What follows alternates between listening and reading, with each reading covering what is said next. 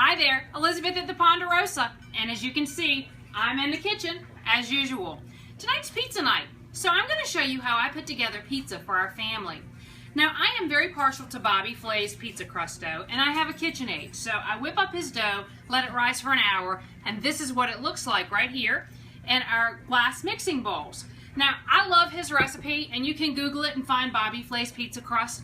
But now, if you just want to throw together pizza and not have to worry about measuring and all that kind of stuff, then Pampered Chef sells a awesome pizza crust. And I absolutely love it. But I typically make more than one, and I have the time, because, you know, I'm sitting on the sofa eating bonbons, for the dough to rise. So what I've taken here is our white large round stone with handles, and I love this stone. This stone is what I call the baby of the bar stone and the pizza stone, or the large round stone as it's supposed to be called, because it has a lip and a side so you can do things on it that would normally run off of a flat stone, but with this stone it's self-contained. So you can do a brownie in it. Whoops, there goes Raisin again. She's all crazy.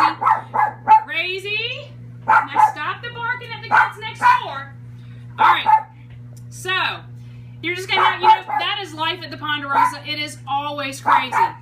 So shh, be quiet. So what I've done is I've already used my baker's roller, and I use cornmeal on the side here. I sprinkle it from the flour sugar shaker under my crust, and it gives a great texture, and it also gives a great kind of grit. It keeps it from sticking together. So I've rolled out my pizza and my dough, and it's ready on the stone. Next, what I've done is I've taken some olive oil, and I've used our garlic press. Now, if you don't have our garlic press and you like garlic, you are missing the boat. When I was growing up, I thought my mother was a gourmet cook because garlic came in two varieties at our house, salt and powder. I had no idea what I was missing out until I became a Pampered Chef consultant on what fresh garlic was.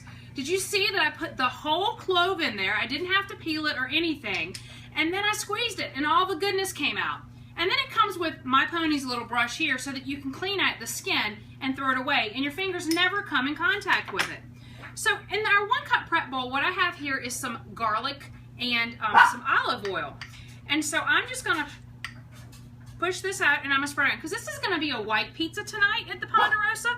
Now, if you were making a red pizza or a red sauce pizza, one of the best tips that I can share with you is that I'm going to beat my dog. Hold on a second. Let me get Razy. Stop. Is if you're making a red pizza, is put your cheese on it first. Put a layer of cheese on your pizza and then put your red sauce, and that'll keep it from getting so soggy on the bottom. So here we go. So we've got that all on there. Now, I had some leftover steak, and what I did was I just sliced it up. So I'm just going to put this out all around here. Whew, my doggie, she would bark at anybody thinking about walking by our house.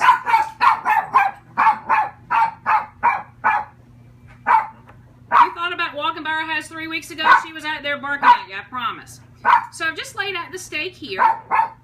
And then the other thing that I did ahead of time was I took my simple slicer and, oh, here comes Isabella. She's going to join the fun because it's always crazy at the Ponderosa.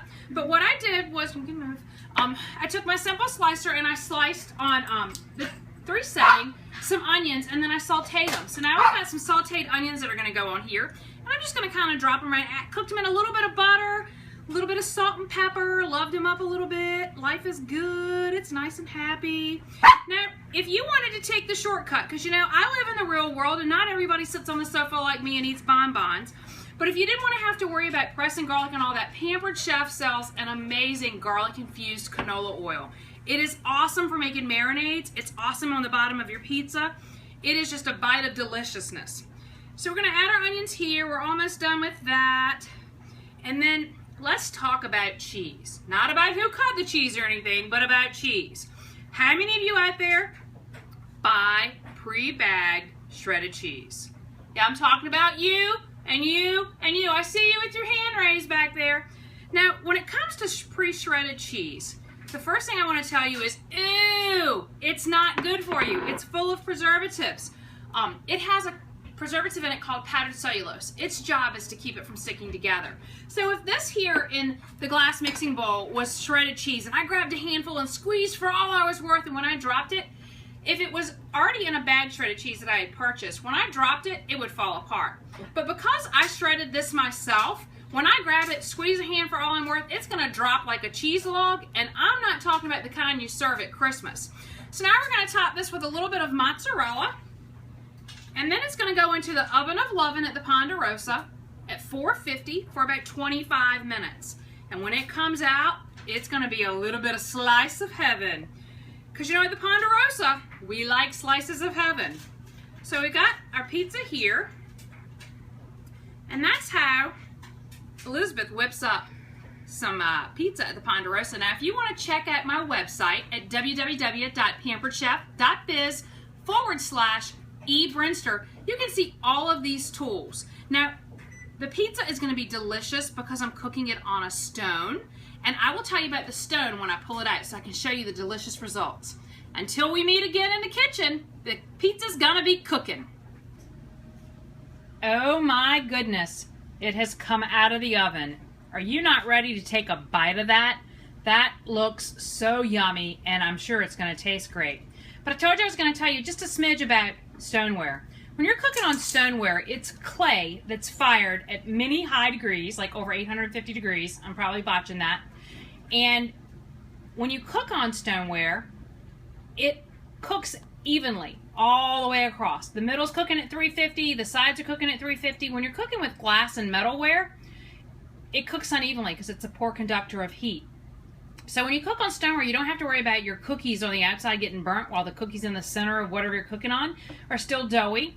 It's going to crisp up your French fries without having to flip them over. It's going to pull the moisture away, and it's going to give you a great crunch. This pizza has an amazing pizza dough bottom. It is delicious. Well, thanks for joining me on my crazy pizza night at the Ponderosa. Have a great night. Until we cook again, from the Ponderosa to you.